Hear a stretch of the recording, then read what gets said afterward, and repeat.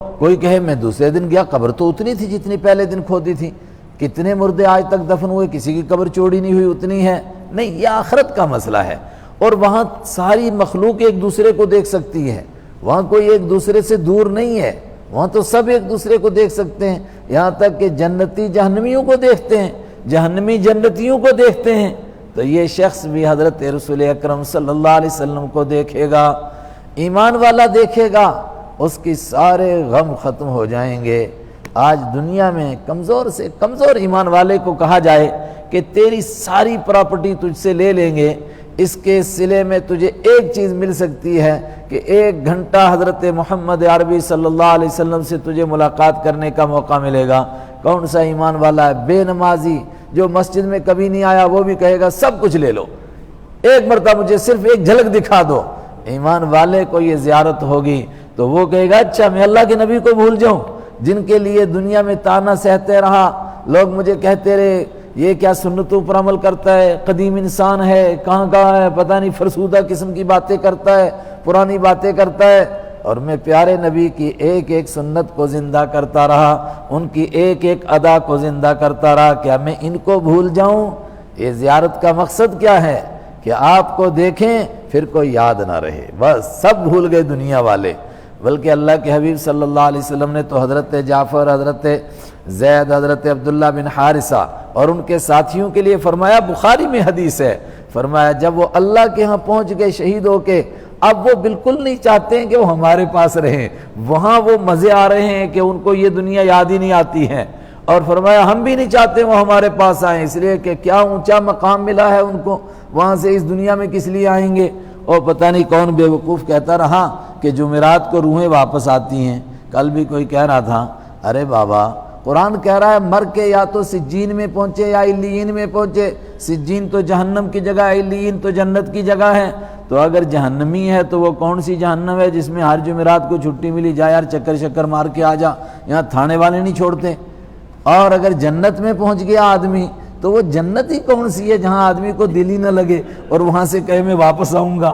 حضرت جعفر، حضرت عبداللہ بن رواحہ، حضرت زید بن حارثہ موتا کے جنگ میں شہید ہوئے، بخاری کی حدیث، حضور فرماتے ہیں یہ نہیں پسند کرتے اب ادھر آئیں، اور ہم بھی نہیں پسند کرتے کہ یہ ہم سے ملیں، اب تو پہنچ گئے اپنے مقام پر، اپنے مرتبہ مل گیا ان کو۔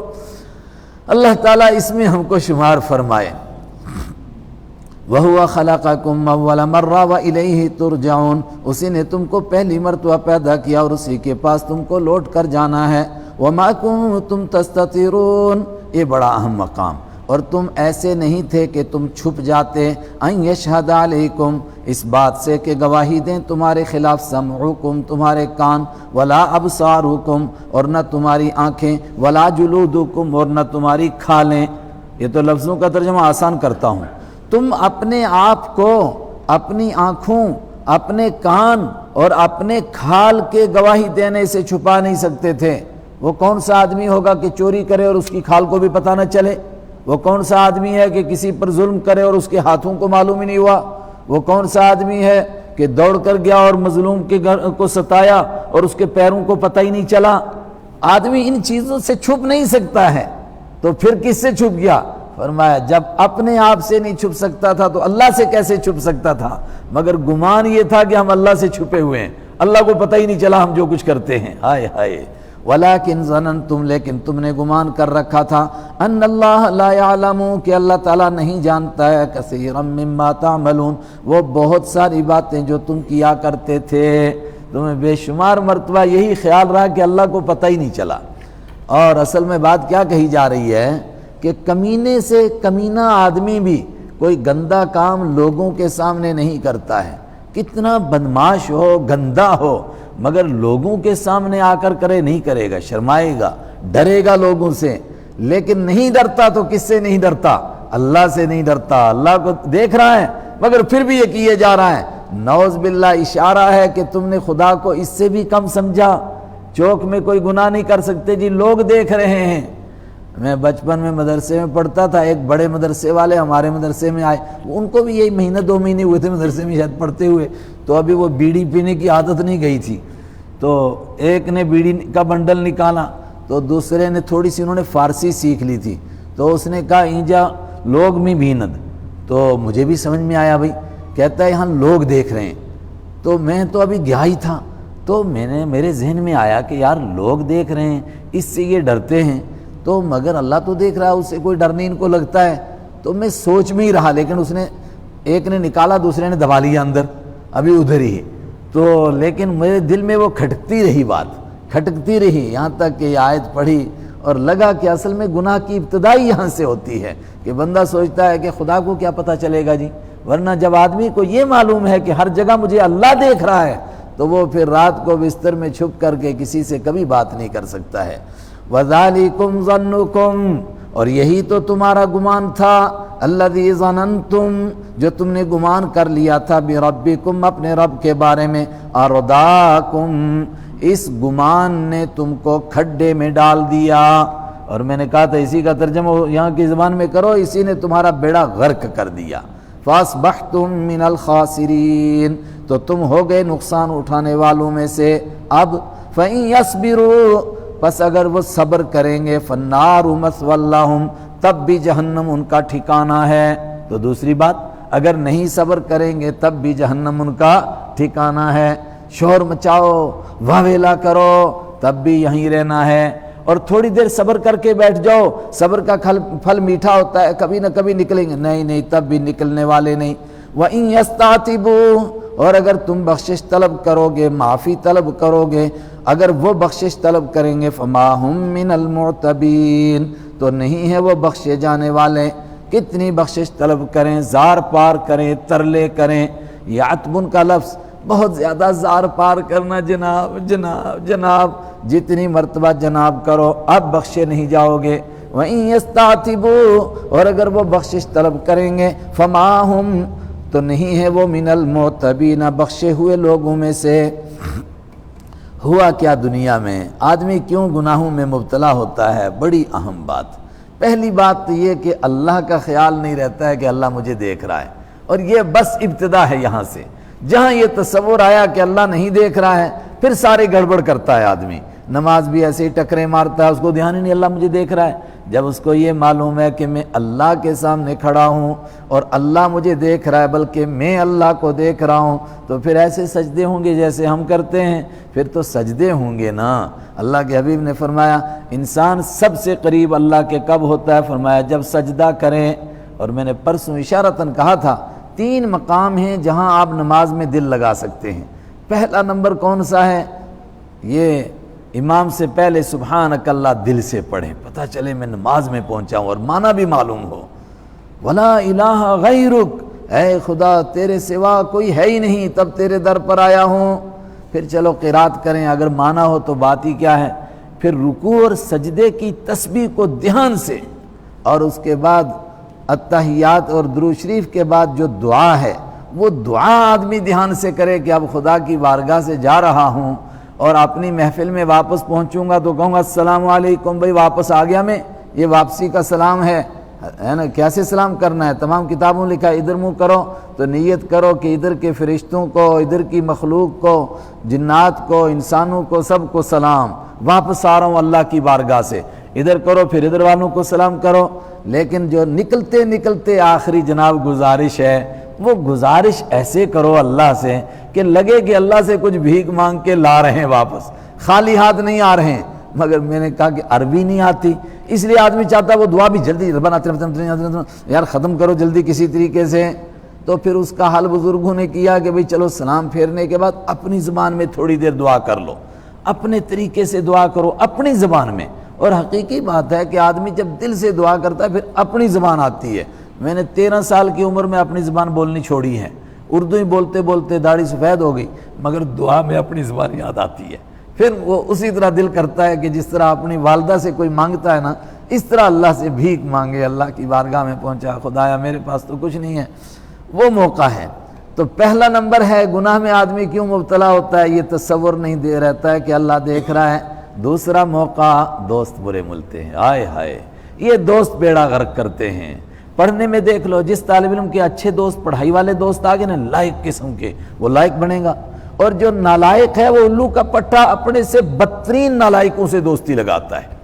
جو لائق بچہ ہے وہ کبھی نالائقوں کے پاس سے نہیں گزرتا ہے، بلکہ وہ استاذوں سے دوستی لگاتا ہے، ٹیچر سے دوستی لگائے گا، اس کو یاد ہی نہیں کسی نے میرے ساتھ پڑھا کسی نے نہیں پڑھا، کچھ پتہ ہی نہیں اس کو، وہ اپنے سے اونچے والوں سے دوستی لگاتا ہے، لائقوں سے، مگر یہ نالائقوں سے دوستی لگاتا ہے۔ اور اگر وہ نشے والے ڈپارٹمنٹ سے دوستی لگ جائے تو بیڑا غرق ہونے کے لیے کچھ اور چاہیے ہی نہیں۔ یہ کیوں لوگ برباد ہوئے؟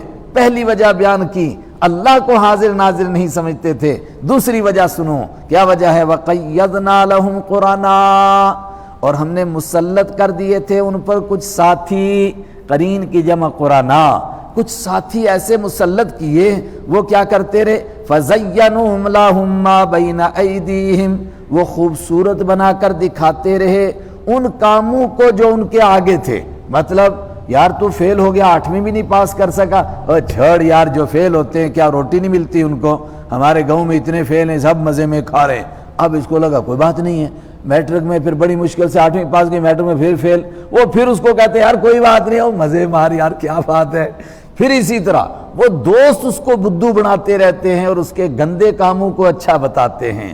اور یہ ایسی بدبختی ہے کہ بعض ایسے دوست ہوتے ہیں نا کہ اچھے بھلے آدمی کو بھی غلط بات ہے اس کو نہیں کہیں گے یہ غلط بات ہے، امام صاحب مفتی صاحب آپ سے یہ غلطی ہوئی ہے آپ اس کو ٹھیک کرو، نہیں اب دوسروں نے کہا کہ آپ سے یہ غلطی ہوئی ہے، ان کو جوش آتا، انہوں نے کہا نہیں آپ نے غلط نہیں، آپ نے ٹھیک کیا، ڈٹے رہو۔ اور اس کا وہ زیادہ شیطان موٹا ہو گیا، یار میرے اپنے دوست بولتے ہیں مجھے ٹھیک کیا ہے، یہ بندہ بس گمراہ ہو جاتا ہے۔ اور حضرت رسول اکرم صلی اللہ علیہ وسلم نے فرمایا جو شخص تمہارے سامنے تمہاری تعریف کرے سمجھ لو کہ اس نے تم کو مٹھی چھری سے ذبح کیا ہے۔ اور ایک مقام پر ایک آدمی نے تعریف کی، آپ نے فرمایا تو نے اپنے ساتھی کو ہلاک کر دیا ہے۔ جب 10 لوگ کہیں گے یار آپ تو بڑے اونچے پائے کے بزرگ ہیں تو بندے کو ویسے ہی بھاری پنا لگے گا، یار واقعی میں بڑا بزرگ آدمی ہوں، اور پھر اس کو ایک وقت میں وہ بھی لگے گا اب کیا فائدہ نمازیں پڑھنے کا، میں تو ہوں ہی بزرگ بنا ہوا تو مجھے کیا ضرورت ہے۔ یہ ان کا بیڑا غرق کرتے ہیں جو مار دو۔ حضرت مولانا فیض الحسین صاحب رحمۃ اللہ علیہ ایک جلسے میں تھے تو بیان کرنے کے لیے گئے، ہمارے بڑے استاد دارالعلوم دیوبند کے استاد رہے، تو ان کی کسی نے مجلس میں تعریف کی، تو جب ان کا نمبر آیا نا ایسے مولوی صاحب ویسے مولوی صاحب، تو انہوں نے مٹی اٹھا کے چھپا کے رکھ لی، تو جب کھڑے ہوئے تو سیدھا اس کے منہ پہ، میں نے سنا ہے لوگ حیران ہو گئے یہ کیا کہا، حدیث کے پر میں نے عمل کیا کہ جو کوئی تمہاری منہ پر تعریف کرے اس کے منہ پہ مٹی مارو، یہ تو بیڑا غرق کر رہا ہے۔ وَقَيَّضْنَا، اور مسلط کر دیے ہم نے، اللہ کہتا ہے ہم نے مسلط کیے، ہم نے کیوں کیے؟ یہ وہی بات ہے کہ ہم نے ان کو گمراہ کر دیا جو پیچھے کہا نا، میں نے کہا اللہ نہیں گمراہ کرتا ہے، جب بندہ حدوں کو کراس کرتا ہے پھر باپ بھی کہتا ہے جا دفع ہو، انہی کے ساتھ گھومتا رہ جا کر کے ہمیشہ، تنگ پڑھ کے وہ کہتا ہے، لیکن اللہ تعالیٰ جب بندہ حدوں کو کراس کرتا ہے اللہ کہتا ہے پھر میں بھی مسلط کرتا ہوں اس کے اوپر۔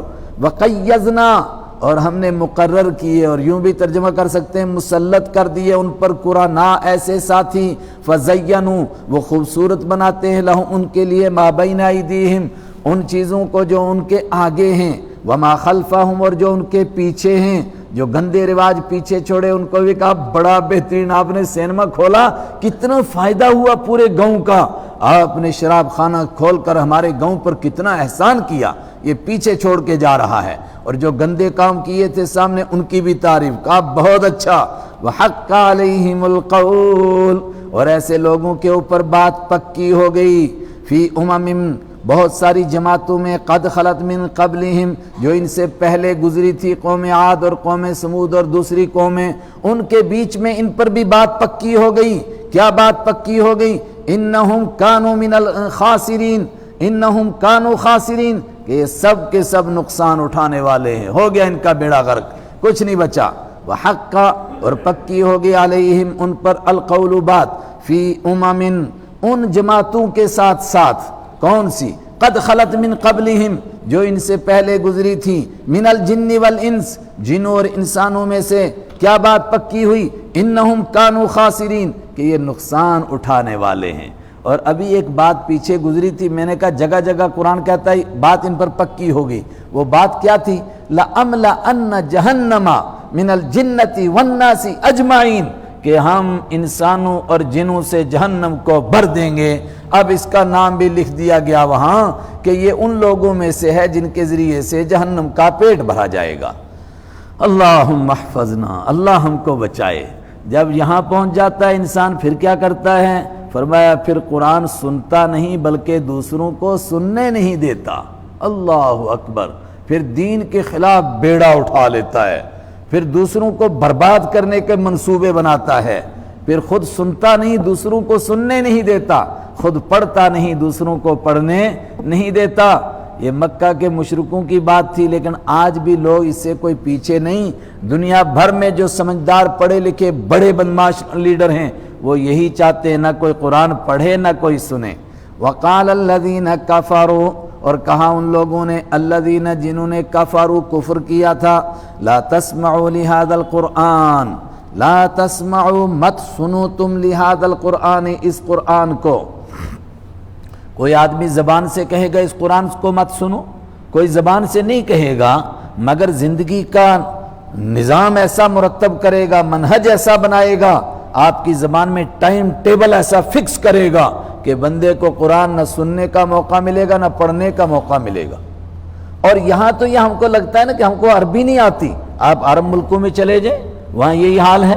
2005 میں اللہ نے حج نصیب کیا تو میں سورہ کہف پڑھ رہا تھا، اس میں جمعے کے بعد کی سنتوں میں تھوڑی دیری لگ گئی، تو ایک صاحب نے دیکھا تو بیٹھ گئے وہ مجھے بات کرنے کے لیے، سلام پھیرا میں نے تو مجھے کہنے لگے فرانسیسی، میں نے کہا نہیں، ایسے اور 2-4 زبانیں انہوں نے بولی، میں نے کہا نہیں، تو میں نے پوچھا عربی، تو ہاں عربی، واللہ انا عربی، تو میں نے کہا اچھا عربی جانتے ہو، پھر سلام دعا ہو گئی۔ تو مجھے کہنے لگے آپ کیا پڑھ رہے تھے؟ میں نے کہا سورہ کہف پڑھ رہا تھا۔ کہنے لگا سورہ کہف انت تحفظ کلھا، ساری آپ کو یاد ہے؟ میں نے کہا تھوڑی تھوڑی یاد ہے۔ تو کہنے لگے اچھا۔ پھر میں نے بتایا ان کو اس طرح ہمارا چھوٹا سا ادارہ ہے، ہم بچوں کو حفظ کراتے ہیں۔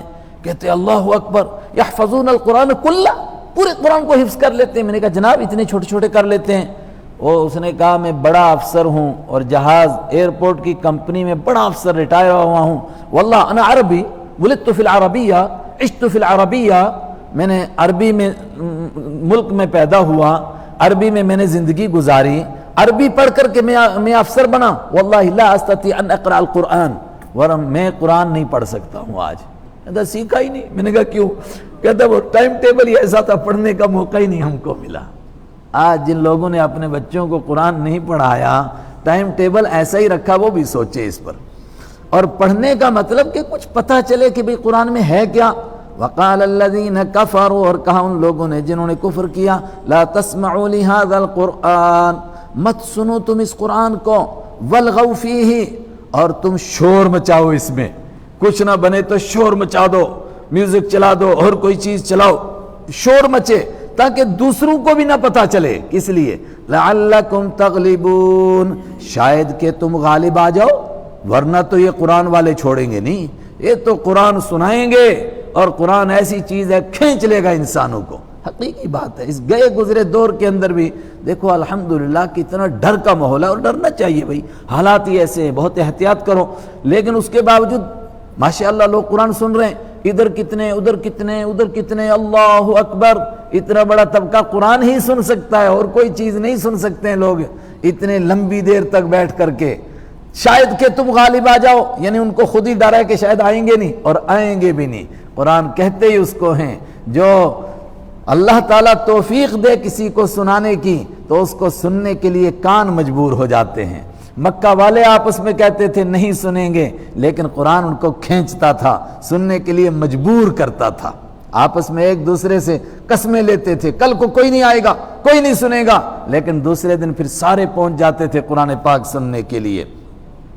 فَلَنُذِيقَنَّ الَّذِينَ كَفَرُوا، تو ایسے لوگ جو خود بھی ڈوبے اور دوسروں کو بھی ڈبایا اور دوسروں کو قرآن سننے ہی نہیں دیتے، کیا سزا ملے گی ان کی؟ بڑی بھاری سزا ہے، یہ تو ڈبل جرم ہوا نا۔ فَلَنُذِيقَنَّ، ضرور بضرور ہم چکھائیں گے، الَّذِينَ كَفَرُوا، ان لوگوں کو جنہوں نے کفر کیا، کیا چکھائیں گے؟ عَذَابًا شَدِيدًا، سخت عذاب چکھائیں گے ہم ان کو، سخت عذاب چکھائیں گے ان کو ہم۔ وَلَنَجْزِيَنَّهُمْ، اور ضرور بضرور ہم ان کو سزا دیں گے، أَسْوَأَ الَّذِي كَانُوا يَعْمَلُونَ، ان گندے کاموں کی، اسوا ان برے کاموں کی، الذی کانوا یعملون، جو یہ کیا کرتے تھے ان کاموں کی ان کو سزا دے کر کے چھوڑیں گے۔ اور وہ گندا کام کیا تھا کہ لوگوں کو قرآن نہیں سننے دیتے تھے، لوگوں کو قرآن نہیں پڑھنے دیتے تھے۔ یہ میں نے 2005 کی بات بتائی، صرف 2 سال پرانی بات ہے، جو میں نے آخری عمرہ کیا اس میں مجھے ایک ڈاکٹر ملے، جدہ میں رہتے ہیں، اور وہ اپنی فضیلت میں بیان کر رہے تھے کہ میرے پاس بہت بڑی لائبریری ہے، مجھے دعوت دے رہے تھے کہ ایک مرتبہ گھر آؤ۔ میں نے کہا ہم یہاں صرف اللہ کے گھر کو دیکھنے آتے ہیں، کسی اور چیز کو نہیں۔ تو مسکرا کے کہنے لگے کہ جدہ سے تو گزرتے ہیں نا، تو ایک مرتبہ آ جاؤ۔ تو پھر مجھے انہوں نے کہا کہ میں تو حنبلی ہوں، لیکن میرے پاس تم حنفیوں کی وہ کتابیں جو تمہارے پاس بھی نہیں۔ میں نے کہا کیا ہے؟ کہتا ہے میرے پاس فتاوی شامی مخطوطہ ہے، ہاتھ کا لکھا ہوا، علامہ ابن عابدین کا لکھا ہوا میرے پاس موجود ہے، میں آپ کو وہ دکھاؤں گا۔ میں نے کہا کمال ہے یار، آپ کے پاس کیسے ہے؟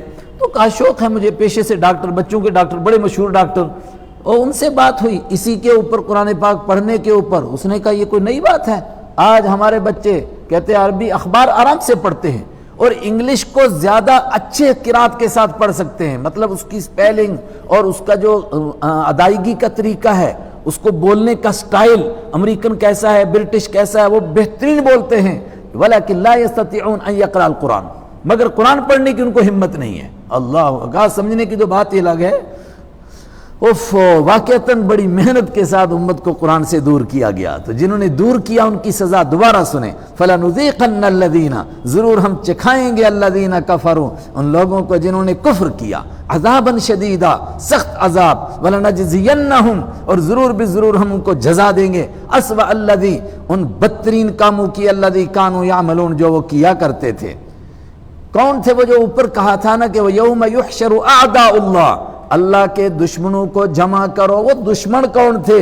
اب جواب دیا ذَلِكَ الجزاء أَعْدَاءِ اللَّهِ، یہ اللہ کے دشمنوں کی سزا ہے، اور یہ ہیں اللہ کے دشمن جو نہ قرآن پڑھتے ہیں، نہ پڑھنے دیتے ہیں، نہ سنتے ہیں، نہ سننے دیتے ہیں۔ ذَلِكَ جَزَاءُ أَعْدَاءِ اللَّهِ، یہ اللہ کے دشمنوں کی سزا ہے۔ کیا ہے وہ سزا؟ النار، یعنی جہنم ہے۔ یہ بڑا عربی میں تاکید والا انداز ہے۔ یہ ہے ان کی سزا، کیا ہے؟ النار، جہنم ہے۔ لہم فیہا دار الخلد، ان کے لیے ہمیشہ رہنے کا گھر ہے، وہیں ان کا محل، وہیں ان کا قلعہ، آگ میں سب کچھ بنے گا۔ جزاءً، پھر دوبارہ بدلہ دینے کے لیے، بما کانوا بآیاتنا یجحدون، اس وجہ سے کہ وہ ہماری آیتوں کا انکار کرتے تھے، سختی سے انکار کرتے تھے، مانتے ہی نہیں تھے، سنتے ہی نہیں تھے، دوسروں کو بھی نہیں سننے دیتے تھے۔ وقال الذین کفروا، سبحان اللہ، میں نے کہا ہر دور میں 2 قسم کے لوگ ہوں گے، ایک وہ جو کہیں گے قرآن مت سنو، اور ایک ان کے کہنے پر وہ ہوں گے جو نہیں سنیں گے۔ ایک ہوں گے گمراہ ہونے والے، اور دوسرے ہوں گے چند گمراہ کرنے والے۔ یہ جو گمراہ ہونے والے ہیں یہ بھی جہنم میں پہنچیں گے، تو یہ کیا کریں گے؟ پیچھے ہم نے پڑھا، وہ کہیں گے کہ ان کو ڈبل سزا دو جنہوں نے ہم کو گمراہ کیا۔ یہاں اس سے بھی بڑی بات، کیونکہ یہ بڑے بنتے تھے نا جو گمراہ کرنے والے، بڑے بڑے لیڈر، بڑے موٹے قسم کے لوگ، تو جو گمراہ ہوئے تھے وہ کیا کہیں گے ان کے لیے؟ وقال الذین کفروا، اور کہیں گے وہ لوگ الذین کفروا جنہوں نے کفر کیا تھا اور قرآن نہیں سنا تھا، ان کے کہنے پر وہ کیا کہیں گے؟ ربنا، اے ہمارے رب، ارینا، دکھا تو ہم کو، الذین، وہ 2 مخلوق، اے خدا وہ 2 قسم کے لوگ ہمیں کسی طرح دکھا دے۔ کون سے 2 قسم کے لوگ؟ الذین اضلانا، جن 2 نے ہم کو گمراہ کیا، ہمیں قرآن نہیں سننے دیا۔ ایک مرتبہ دکھا، وہ ہیں کہاں؟ جہنم میں، مگر 2 کون سے؟ من الجن والانس، جنوں اور انسانوں میں سے۔ کچھ جن تھے یہ کام کرتے تھے، وہ اپنے لوگوں کو بھی گمراہ کرتے تھے، جنوں کو اور انسانوں کو بھی گمراہ کرتے تھے، اور کچھ انسان سے تھے جو دوسروں کو گمراہ کرتے تھے۔ ایک مرتبہ ان کو دکھا دے، کرو گے کیا؟ نجعلہما تحت اقدامنا، روندیں گے ہم ان کو اپنے پیروں کے نیچے، ان کو اپنے پیروں کے نیچے رکھیں گے، لاتے ماریں گے۔ کیا فائدہ ہوگا؟ تم تو پھر بھی جہنم میں رہو گے، نہیں، دل ٹھنڈا کریں گے ان کو مار کر کے۔ ان بدماشوں نے ہم کو قرآن سے دور کیا۔ نجعلہما، رکھیں گے ہم، ہما، ان دونوں کو، تحت اقدامنا، اپنے پیروں کے نیچے۔ کس لیے رکھیں گے؟ یہ دنیا میں بڑے بنتے تھے اور ہم کو گمراہ کرتے تھے، لیکونا من الاسفلین، تاکہ یہ ہو جائیں نیچے رہنے والے۔ یوں ان کو دبا کر کے رکھیں گے، اے خدا گئے کہاں وہ، دکھا تو دے ایک مرتبہ۔ اور یہ یوں ان کا جھگڑا رہے گا جہنم میں، اگر ملیں گے ماریں گے پیٹیں گے پاؤں کے نیچے رکھیں گے، خوب ان کی گت بنے گی حجامت ہوگی، مگر رہیں گے تو گمراہ ہونے والے بھی جہنم میں۔ کیوں؟ اس لیے کہ ان کے کہنے پر گمراہ ہوئے، ان کی بات کو مانا اور اللہ کی بات کو نہیں مانا، قرآن کو نہیں مانا، اللہ کے حبیب کی حدیثوں کو نہیں مانا، ان کی بات کو مانا، رہیں گے دونوں جہنم میں۔ اس کے مقابلے میں جو ایمان والے ہیں، اللہ ان کو قرآن پڑھنا نصیب کرے، قرآن پر مرنا مٹنا نصیب کرے، قرآن کے ساتھ جڑنا نصیب کرے، ان کو کیا ملے گا؟ ذرا توجہ سے آہا، ان الذین قالوا، اس کے مقابلے میں بے شک وہ لوگ قالوا جنہوں نے کہہ دیا ربنا، ہمارا رب اللہ اللہ ہے، ربنا اللہ، ہمارا رب اللہ ہے، ہم نہیں مان سکتے کسی دوسری چیز کو، نہ کسی پتھر کو، نہ کسی درخت کو، نہ کسی دریا کو، نہ کسی پہاڑ کو، نہ چشمے کو، نہ کسی انسان کو، نہ کسی شیطان کو، نہ کسی زندہ کو، نہ کسی مردہ کو، ربنا اللہ، ہمارا رب اللہ ہے، مان لیا، ایک مرتبہ کہہ دیا تو ثم استقاموا، پھر وہ اس کے اوپر ڈٹ گئے، حضرت ابوبکر صدیق رضی اللہ تعالیٰ عنہ سے پوچھا گیا، حضرت ایک مرتبہ کہا کہ اللہ ہمارا رب ہے، پھر اس پر ڈٹ گئے، اس کا کیا مطلب ہے؟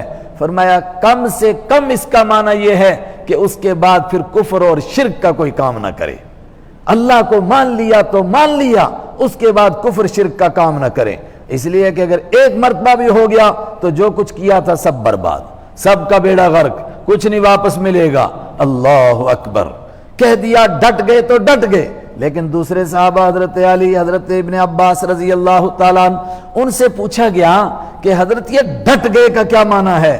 فرمایا ڈٹ گئے کا مطلب یہ ہے کہ ایک مرتبہ آدمی کلمہ پڑھتا ہے، اس کے بعد جتنی زندگی اس کو ملتی ہے ہر لمحے پر اس سے تقاضا ہوتا ہے تو نے کلمہ پڑھا ہوا ہے، بتا اس پر کیا عمل کر رہا ہے، تو کلمہ پڑھنے والا ہے، کہیں شراب کی پارٹی ہے فوراً اس سے کہا جاتا ہے تو کلمہ پڑھنے والا، اب بتا تو کیا کرے گا، کہیں اور بدماشوں کی پارٹی ہے فوراً اس کے ذہن میں بھئی تو کلمہ والا ہے، تیرا یہاں کیا کام ہے، جہاں بھی کہیں۔ ایک جگہ تو آیا نا کہ جہاں خدا کے دین کی مذاق اڑائی جا رہی ہے اور ایک آدمی نے سن لیا اور وہ کلمہ والا ہے تو وہ کیا کرے، کم سے کم اس مجلس سے بھاگ جائے، وہ کہے کہ میں اس میں نہیں بیٹھ سکتا ہوں جس میں اللہ اور اس کے حبیب کے خلاف باتیں ہو رہی ہیں، جہاں قرآن کے خلاف باتیں ہو رہی ہیں، میں وہاں نہیں شریک ہو سکتا ہوں، میں اس مجلس میں نہیں بیٹھ سکتا ہوں، کم سے کم واک آؤٹ کر جائے۔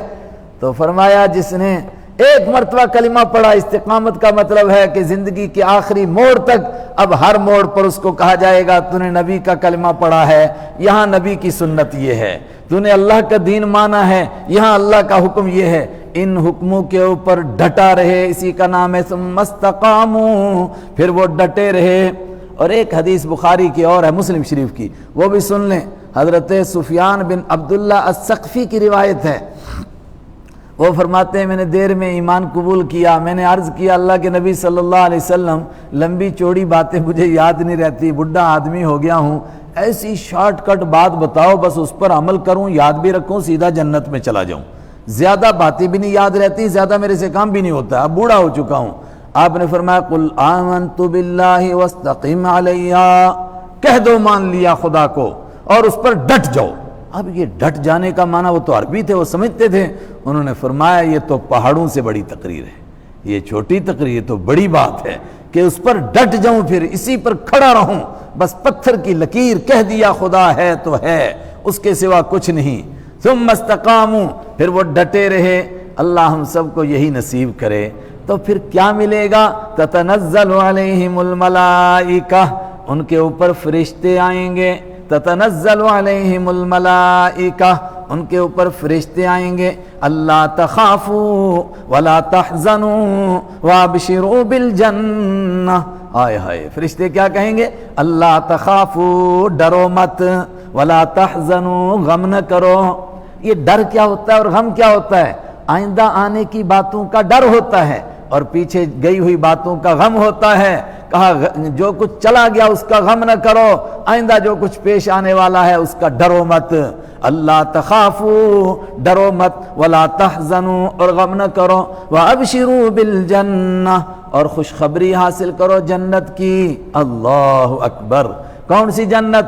التی کنتم توعدون، جس کا تم سے مسلسل وعدہ کیا جاتا تھا دنیا میں، اب وہ جنت تمہیں ملے گی، اس جنت کی خوشخبری حاصل کرو۔ یہ فرشتے اس کے پاس کب آتے ہیں؟ یہ بات کہنے کے لیے اللہ تخافوا ولا تحزنوا وابشروا بالجنہ، تین باتیں ہیں نا، ڈرو نہیں، غم نہ کرو، جنت کی خوشخبری حاصل کرو۔ کب آتے ہیں؟ جزائے خیر دے ساری امت کی طرف سے سید المفسرین حضرت عبداللہ بن عباس کو روایت نقل کی، فرمایا سب سے پہلے انسان کی موت کے وقت آتے ہیں۔ اللہ اکبر۔ کل ہمارے ایک بزرگ ترین استاذ، عربی ادب کے بہت بڑے انسان اور علوم دینیہ کے بڑے انسان حضرت مولانا نور عالم خلیل امینی کا انتقال ہو گیا۔ کئی دنوں سے قومے میں تھے، بالکل قومے میں، لیکن انتقال سے پہلے ان کے بیٹوں نے لکھا کہ اچانک ایسے لگا جیسے ہوش آئی، تو کہنے لگے میں جا رہا ہوں، اشہد ان لا الہ الا اللہ اشہد ان محمد رسول اللہ۔ بس یہ کہا میں جا رہا ہوں، کلمہ پڑھا اور بندہ چلا گیا۔ یہ کیا تھا؟ فرشتوں نے آ کے خوشخبری دی، حضرت گھبرائیے مت، چلیے اب وقت آ گیا ہے۔ سب سے پہلے کب آتے ہیں؟ کہا موت کے وقت میں آتے ہیں۔ پھر اس کو آخرت کے اس منظر سے ڈر نہیں لگتا ہے، اس کے مقابلے میں گنہگار بندوں کو آگے پیچھے سے پٹائی ہوتی ہے اور وہ کہہ رہے ہوتے ہیں بچاؤ بچاؤ، اور یہ کہتے کہتے مر جاتے ہیں، اور گھر والے کہتے ہیں کس سے بچائیں، کوئی نظر تو آ نہیں رہا ہے۔ اور ایسے بھی ہوتے ہیں، اور بار بار آپ نے اپنی زندگی میں دیکھے، جو کہتے ہیں ہٹو ہٹو ہمارے مہمان آئے، اچھا السلام علیکم ہم چلے، اچھا السلام علیکم ہم چلیں۔ اللہ ہم کو ایسا ہی بنا دے، کیا ہوگا، کس کے ساتھ کیا معاملہ پیش آئے گا وہ تو اللہ ہی جانتا ہے، لیکن کیا منظر ہے یہ۔ اللہ تخافوا، ڈرو مت، ولا تحزنوا، غم نہ کرو، وابشروا بالجنہ، اور جنت کی خوشخبری حاصل کرو۔ بہت عجیب بات ہے نا کہ آدمی جانتے بوجھتے بچوں کی جدائی، بیوی کی جدائی، ماں باپ کی جدائی، دوستوں کی جدائی، بھائیوں کی جدائی، اولاد کی جدائی، یہ کیسے برداشت کرے گا؟ فرمایا جب جنت کی خوشخبری سنتا ہے، اور حدیث میں ہے کہ اس کو جنت کا منظر دکھایا جاتا ہے اور اس کی روح تڑپنے لگ جاتی ہے کہ جلدی نکالو مجھے جنت میں جانا ہے، اس کو پھر یہاں سے جانے کا کوئی غم نہیں رہتا ہے۔ اللہ تخافوا، آگے کا ڈر نہیں، جنت وہ نظر آ رہی ہے، ولا تحزنوا، پیچھے کا غم نہیں، اس سے بہتر مقام تم کو مل رہا ہے۔ تو پہلے موقع پر یہ کہاں آتے ہیں آدمی کے پاس؟ کہاں؟ موت کے وقت آتے ہیں۔ پھر کب آتے ہیں؟ فرمایا جب کفن دفن سے لوگ فارغ ہو جاتے ہیں اور ان سے پوچھا جاتا ہے من ربک وما دینک وما تقول فی ھذا الرجل، تب فرشتے آتے ہیں، اس کو تسلی دیتے ہیں گھبراؤ مت، ہم تیرے ساتھ ہیں۔ پھر کب آئیں گے؟ فرمایا جب قیامت کے دن کی سیٹی بجے گی، بگل بجے گی، سور میں پھونک ماری جائے گی، تب فرشتے آئیں گے۔ پھر کب آئیں گے؟ کہ جب محشر کے میدان میں اکٹھے ہوں گے وہ پھر آئیں گے اس کے پاس۔ اللہ تخافوا ولا تحزنوا، غم ڈرو مت، غم نہ کرو، وابشروا بالجنہ، جنت کی خوشخبری حاصل کرو۔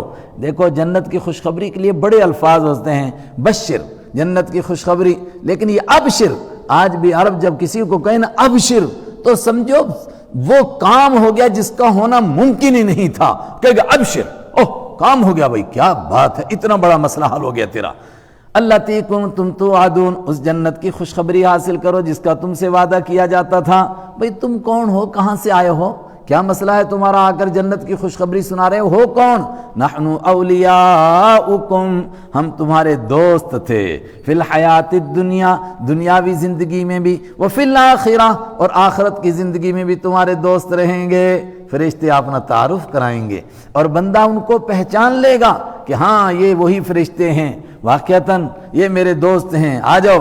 نحن اولیاؤکم، ہم تمہارے دوست تھے چونکہ تم اللہ کے دوست تھے۔ الا ان اولیاء اللہ لا خوف علیہم ولا هم یحزنون، یہی تو آیت ہے نا، سنو اللہ کے دوستوں کو نہ خوف ہے نہ غم ہے، وہی تو فرشتے کہہ رہے ہیں تم اللہ کے دوست تھے۔ نحن اولیاؤکم، ہم تمہارے دوست تھے، فی الحیات الدنیا وفی الآخرہ، دنیا میں بھی اور آخرت میں بھی ہم تمہارے دوست کیوں تھے؟ بخاری کی حدیث ہے، جب کسی بندے کے کام سے اللہ خوش ہوتا ہے تو فرمایا اللہ جبرائیل کو بلا کر کہتا ہے جبرائیل میں فلاں بندے سے محبت کرتا ہوں، تم بھی محبت کر۔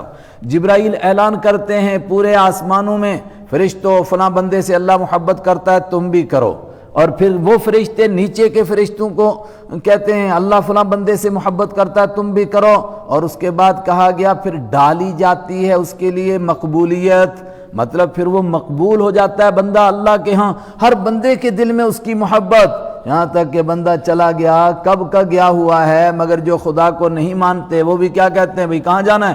کہتا ہے حضرت نظام الدین اولیاء بستی جانا ہے۔ حضرت نظام الدین اولیاء کون کہلوا رہا ہے؟ اللہ کہلوا رہا ہے۔ یہ اللہ کے دوست تھے، اللہ نے فرشتوں کو ان کا دوست بنایا۔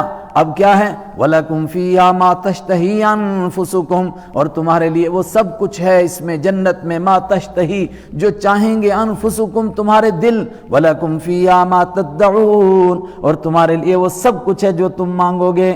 تم مانگ ہی کیا سکتے ہو، تم چاہ ہی کیا سکتے ہو، ہمارے پاس وہ ہے جو تم چاہ بھی نہیں سکو گے، مانگ بھی نہیں سکو گے، یہ سب کچھ تمہارے لیے ہے۔ مگر یہ جو جنت میں ملے گا کیا بھکاریوں کی طرح ملے گا کہ بھیک منگوں کی طرح لائن میں کھڑے؟ نہیں نہیں، نزولا من غفور الرحیم، یہ بڑے بخشنے والے، بڑے مہربان، بہت رحم کرنے والے، بار بار رحم کرنے والے اللہ کی طرف سے مہمانی کا دسترخوان ہے۔ تو مہمان کو کوئی یہ تھوڑا کہتا ہے کہ بھئی میں نے تم پر احسان کیا، کھا بے شرم، شرم تو تمہیں آتی نہیں کھاتے، ایسا تھوڑا کہے گا۔ مہمان، یہ اللہ کے مہمان ہیں، اور جب اللہ کے مہمان ہیں اللہ کیسے حوصلہ افزائی کرے گا؟ حالانکہ انسان کیا اور اس کے اعمال کیا، مگر جگہ جگہ کہا جائے گا جزاء بما کانوا تکسبون، جزاء بما کانوا یکسبون، بدلہ دینے کے لیے جو تم کیا کرتے تھے، یہ تمہارے کاموں کا بدلہ ہے، یہ تمہارے کاموں کا بدلہ ہے۔ حالانکہ آدمی کیا اور آدمی کا کام ہی کیا ہے، لیکن یہ حوصلہ افزائی اللہ کی طرف سے اتنا بڑا انعام کیوں ملا؟ فرمایا دیکھو دو طبقے ہیں، ایک طبقہ وہ تھا جو نہ قرآن سنتا تھا نہ سننے دیتا تھا، اور یہ وہ طبقہ ہے جو سناتا تھا اور دوسروں کو سننے کے لیے تیار کرتا تھا۔ یہ قرآن کو سنانے والا، دوسروں کو اس کی دعوت دینے والا، دوسروں کو قرآن کے سمجھنے کے لیے تیار کرنے والا، تو کیا یہ دونوں برابر ہو جائیں گے؟ وَمَنْ أَحْسَنُ، اور کون زیادہ اچھا ہو سکتا ہے قولاً بات کے اعتبار سے، اور آسان ترجمہ کس کی بات اچھی ہو سکتی ہے؟ ممن، اس آدمی سے، دعا الی اللہ، جو لوگوں کو بلاتا ہے اللہ کی طرف، کوئی کانگریس کی طرف، کوئی اور کسی پارٹی کی طرف، کوئی کسی پارٹی کی طرف، کوئی اپنے کاروبار کی طرف، کوئی جوئے کی طرف، کوئی سٹے کی طرف، کوئی پتہ نہیں کہاں کہاں بلا رہا ہے۔ یہ درویش کدھر بلا رہا ہے لوگوں کو؟ اللہ کی طرف، اللہ کی طرف، ایک ہی آواز لگا رہا ہے، اور لوگوں اللہ کی طرف آ جاؤ، اپنے مالک کی طرف آ جاؤ، اپنے مالک کو مان لو۔ اس سے بہتر بات کس کی ہو سکتی ہے؟ وَمَنْ أَحْسَنُ، اور کون وہ آدمی ہے کہ زیادہ اچھی ہو سکتی ہے قولاً اس کی بات، ممن، اس آدمی کے مقابلے میں، دعا الی اللہ، جس نے بلایا اللہ کی طرف۔ کس کو بلایا؟ جو بھی اس کو ملتا گیا، وَعَمِلَ صَالِحًا، اور اس نے خود بھی نیک عمل کیے۔ دعوت کا کام بہت بڑا ہے، تو ہر آدمی چاہتا ہے کہ دعوت کروں اور ثواب کماؤں، لیکن فرمایا نہیں نہیں، اگر اس میدان میں اترا ہے تو پھر اس میدان والوں کے جیسا بن۔ تو اس میدان والے کیسے ہوتے؟ سب سے پہلے عامل صالحا، نیک عمل کیے انہوں نے، نیک بن کے دکھا، نیک عمل کر کے دکھا، سنتوں پر عمل کر کے، فرضوں پر عمل کر کے دکھا، یہ پہلا تقاضا ہے اس میدان میں آنے کا۔ اور وقال اننی من المسلمین، اور اس سے اچھی بات کس کی ہو سکتی ہے جو کہے اننی من المسلمین، بے شک میں ہوں مسلمانوں میں سے۔ کیا ایسا بھی کوئی آدمی دوسروں کو دعوت دے گا اور وہ کہے کہ میں مسلمان نہیں ہوں مگر تم بن جاؤ؟ یہ تو کبھی کوئی کہے گا ہی نہیں۔ تو قرآن کیا اشارہ کر رہا ہے؟ ہو سکتا ہے، اور ہم نے دیکھا بھی ایسا ہو گیا، ایسا ہو سکتا نہیں، ہو گیا۔ کیا ہو گیا؟ ایسے لوگ بھی اس میدان میں اترے، نہ عمل صالح نصیب ان کو، اور نہ یہ کہنا نصیب کہ ہم مسلمان ہیں، یعنی اپنے کردار سے، اپنے عمل سے، اپنے ظاہر سے، اپنے اندر سے اپنے آپ کو مسلمان نہیں بتا رہے ہیں، لیکن اس کے باوجود سمجھتے ہیں ہم دعوت کا کام کر رہے ہیں۔ قرآن اشارہ کر رہا ہے دھوکے میں ہو۔ اگر یہ کام تم کو کرنا ہے عامل صالحہ، نیک عمل کرو۔ اگر نیک عمل نہیں کرو گے تمہاری بے جان بات ہوگی، بے وزن بات ہوگی، اور پھر اپنے ظاہر سے اور اندر سے ثابت کرو کہ تم مسلمان ہو۔ وقال اننی من المسلمین، اور وہ کہے کہ میں مسلمان ہوں، پھر کیا کرے؟ تین باتیں آ گئی نا، نہیں دو باتیں، عمل صالح کرے اور اپنے ظاہر سے اور باہر سے ہر طرح سے ثابت کرے کہ میں مسلمان ہوں، اور تیسرا کام ایک کرے، کیا کریں؟ وَلَا تَسْتَوِي الْحَسَنَةُ وَلَا السَّيِّئَةُ، اور برابر نہیں نیکی اور برائی۔ یہ نیکی اور برائی کا یہاں کیا تذکرہ ہو گیا؟ جب آدمی نیکی کرے گا اور دوسروں کو نیک بننے کی دعوت دے گا اور خود بھی اپنے آپ کو ہر اعتبار سے ثابت کرے گا کہ میں پیغمبر اسلام حضرت محمد عربی صلی اللہ علیہ وسلم کا ترجمان ہوں، میں تم کو ایسا بننے کے لیے کہہ رہا ہوں جیسا میں ہوں، جب اس طرح کا بندہ ہوگا تو لوگ اس کو ستائیں گے بھی، اس کو تنگ بھی کریں گے، ہو سکتا ہے کہ کوئی اس کے منہ پر تھوک بھی دے۔ میرے اور آپ کے آقا حضرت رسول اکرم صلی اللہ علیہ وسلم کے ساتھ کیا مکہ کے کافروں نے ایسا نہیں کیا؟ بے شک کیا۔ تو یہ سب کچھ اس راستے میں آئے گا، تو پھر کیا کرے؟ ان کی برائیوں کا اچھائی سے بدلہ دے، وہ گالیاں دیں، وہ جفائیں کریں، تم ہم کو وہ ستائیں، تم ہم کو جفائیں دو، ہم تم کو دعائیں دیں، وہ ظرف تمہارا ہے، یہ ظرف ہمارا ہے، نہیں۔ پھر وہ اس کے ساتھ نیکی کرے، کیوں؟ وَلَا تَسْتَوِي الْحَسَنَةُ وَلَا السَّيِّئَةُ، اور برابر نہیں ہو سکتی نیکی اور برائی۔ ادفع باللتی، اب کھولا اس کو کہ برابر نہ ہونے کا مطلب کہ جب تم اس راستے پر نکلو گے تو پھر تمہیں ہر طرف سے تانے، ہر طرف سے آوازیں کسے جائیں گے، یہ کون آدمی ہے یار، کیا بے وقوف آدمی ہے، اور بھی تو مسلمان ہیں، نماز نہیں پڑھتے، جو کیا وہ مسلمان نہیں ہوتے؟ وہ بھی تو مسلمان ہوتے ہیں۔ تو پھر کیا کرے یہ؟ ادفع باللتی ہی احسن، ادفع واپس کرے، وہ دھکا دے، وہ باللتی اس طریقے سے ہی احسن جو سب سے اچھا ہے، مطلب ان کی برائیوں کے بدلے میں بہترین نیکیاں کرے، ان کی برائیوں کا جواب بہترین نیکیوں کے ساتھ دے۔ ادفع، ان کی برائیوں کو ہٹائے ان نیکیوں کے ذریعے سے جو بہت ہی بہترین نیکیاں ہوں۔ تو پھر کیا ہوگا؟ جب ان کے ستانے کے اوپر اچھا سلوک کیا جائے گا، پڑوس میں رہتا ہے، بار بار ستاتا ہے، بار بار تنگ کرتا ہے، اس نے دیکھا کہ اس کے گھر میں کوئی بیمار ہو گیا، یہ دوڑ کر پہنچتا ہے، اس کی مدد کرتا ہے، تو کیا ہے؟ انسان آخر انسان ہے، ایک دن ایسا آئے گا کہ دل پگھل جائے گا، ایک دن ایسا آئے گا کہ دل نرم پڑے گا۔ پھر فَإِذَا الَّذِي بَيْنَكَ وَبَيْنَهُ عَدَاوَةٌ، فَإِذَا، تو اچانک، الَّذِي، وہ آدمی، بَيْنَكَ، اے دعوت دینے والے، کہ تیرے درمیان، وَبَيْنَهُ، اس کے درمیان، عَدَاوَةٌ، دشمنی تھی، ایسا آدمی دشمنی ستاتا تھا، مسلسل اس کو دعوت دیتے رہے، دعوت دیتے رہے، دعوت دیتے رہے، مگر عمل سے بھی، کردار سے بھی ثابت کرتے رہے۔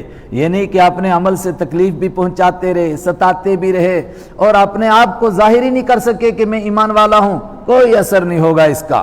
لیکن اگر سب کچھ کرتے رہے اور پھر وہ ستاتا رہا، اور پھر ان کے ستانے کا تم نے جواب نیکی سے دیا، کوئی دے کر تو دیکھے، پھر کیا ہوگا؟ کَأَنَّهُ وَلِيٌّ حَمِيمٌ، اچانک وہ ایسا ہو جائے گا جیسا کہ جگری دوست، کَأَنَّهُ، گویا کہ وہ، ولیٌّ، دوست ہوگا، حمیمٌ، گرم جوش، ابھی پیچھے گزرا تھا، گرم جوش دوست، گرم جوش دوست بن جائے گا۔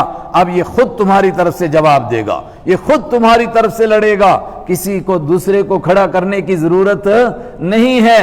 اور اس کے لیے کاش کم سے کم اگر آپ پوری سیرت نہ پڑھیں، صرف ان لوگوں کے حالات پڑھیں جو جنگ بدر میں گرفتار ہوئے تھے، مدینہ پر حملہ کر کے آئے مگر جنگ بدر میں گرفتار ہوئے، 21 لوگوں کو اسی ٹائم ایمان نصیب ہو گیا چند دنوں کے بعد۔ کیسے؟ جب انہوں نے دیکھا مسلمانوں کے یہ کردار، یہ اخلاق۔ حضرت مصعب بن عمیر کے بھائی عزیر کہتے ہیں کہ میرے ساتھ ایسا مسئلہ پیش آیا کہ قید خانہ تو تھا نہیں مسلمانوں کے پاس، ایک ایک آدمی بانٹ دیا گھروں میں، اور کہا گیا کہ نیک سلوک کرو۔ تو جس گھر میں میں تھا اس گھر میں کھجوروں پر گزارا ہوتا تھا، روٹی نہیں ملتی تھی، اگر روٹی کسی کو ملتی تھی تو مجھے ہی دیتے تھے، اور گھر میں ایک ہی بسترا تھا جو بزرگوں کے لیے تھا، باقی نیچے لیٹتے تھے، وہ بسترا مجھ کو دیا گیا سونے کے لیے، اور میرے ساتھ جب اس طرح کے کام کیے گئے تو مجھے شرم آئی، تو میں نے کہا کہ بھائی ایسا نہ کرو، مجھے شرم آتی ہے، جو ہوگا سب مل کر کے۔ انہوں نے کہا کہ نہ، ہم کو حکم دیا گیا ہے قیدیوں کے ساتھ نیک سلوک کرو، اور سب سے پہلے کیا کام کیا گیا؟ بخاری سے پوچھو، سب سے پہلے لوگوں کے کپڑے پھٹ گئے تھے، کپڑے دیے گئے۔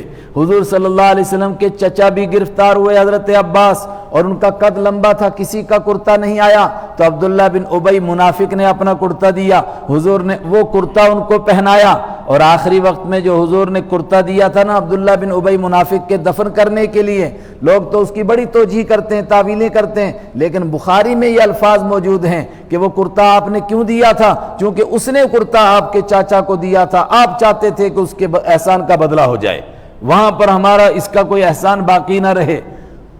ایک ایک کو کپڑے دیے گئے اور فقہا سے پوچھا گیا کہ ہفتے میں کتنی؟ کہا کم سے کم 1 دن کپڑے بدلنے کے لیے دینے ہیں، چونکہ اب وہ بیچارے قید میں ہیں، بے شک ہم پر حملہ کر کے آئے ہیں، تھوڑا سا ان لوگوں کے حالات ہی پڑھ لیے جائیں اور فتح مکہ کے اوپر کے حالات پڑھے جائیں کہ جب مکہ فتح ہوا تو رسول اکرم صلی اللہ علیہ وسلم کیسے پیش آئے ان لوگوں کے ساتھ۔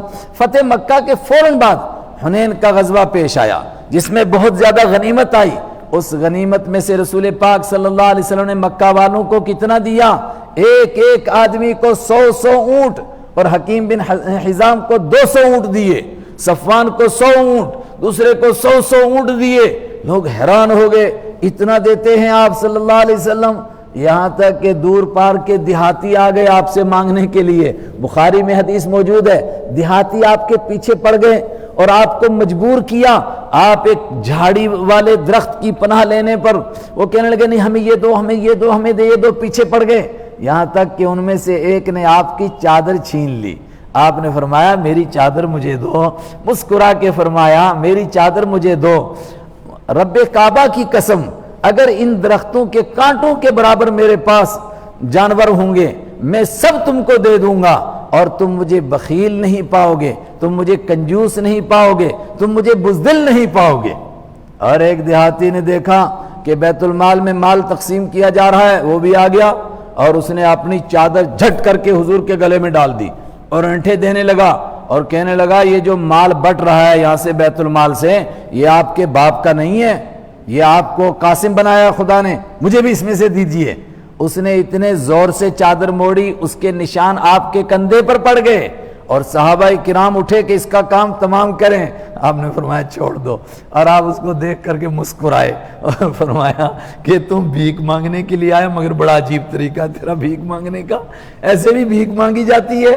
آئے ہائے، جب یہ کام کیا گیا تو پھر پورے جزیرۃ العرب میں کوئی ایک بھی غیر ایمان والا نہیں بچا، سب کو ایمان نصیب ہوا۔ فَإِذَا الَّذِي بَيْنَكَ، تو اچانک وہ آدمی کیا تیرے درمیان اور اس کے درمیان دشمنی تھی، اچانک کیا ہوگا؟ وہ كَأَنَّهُ وَلِيٌّ حَمِيمٌ، گویا کہ وہ جگری دوست ہو جائے گا۔ مگر یہ اتنا بڑا صبر کس کو نصیب ہوگا؟ اتنی بڑی بات کہ آدمی گالیوں کا جواب جو ہے وہ پتھروں کا جواب اینٹوں کے دینے کے بجائے دعاؤں سے دے، گالیوں کا جواب دعاؤں سے دے، یہ کیسے ہوگا؟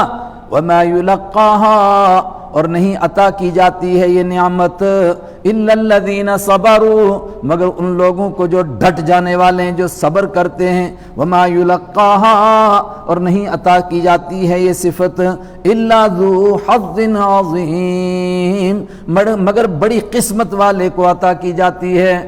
لیکن آدمی کتنا بھی برداشت کرے، بسا اوقات جب دشمن سامنے سے گندی بات کہہ دیتا ہے، گالی دیتا ہے، کوئی منہ پر تھوک دیتا ہے، آگے سے اس کو گئے اللہ کے دین کی بات بتانے، اس نے آگے سے تھوک دیا تو غصہ تو آ جاتا ہے۔ فرمایا آتا نہیں، یہ شیطان غصہ لاتا ہے۔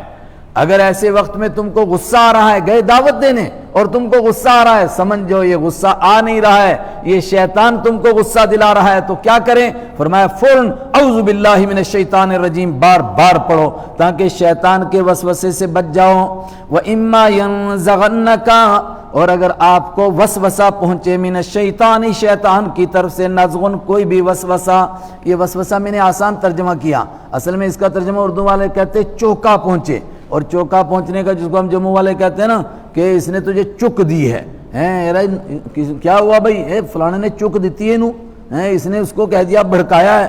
جب آپ کو شیطان بھڑکائے تو آپ کیا کریں؟ فاستعذ باللہ، اعوذ باللہ من الشیطان الرجیم بار بار پڑھیں، اللہ کی پناہ مانگیں اور سمجھ جائیں کہ یہ غصہ آ نہیں رہا ہے بلکہ کوئی لا رہا ہے۔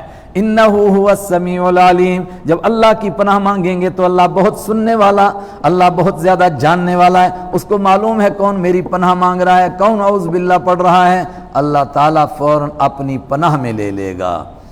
آج اسی پر اختتام کریں گے، کچھ ساتھیوں کو اعتکاف وغیرہ کا انتظام کرنا ہے انشاءاللہ، یہاں سے آگے کل۔ صدق اللہ مولانا العظیم۔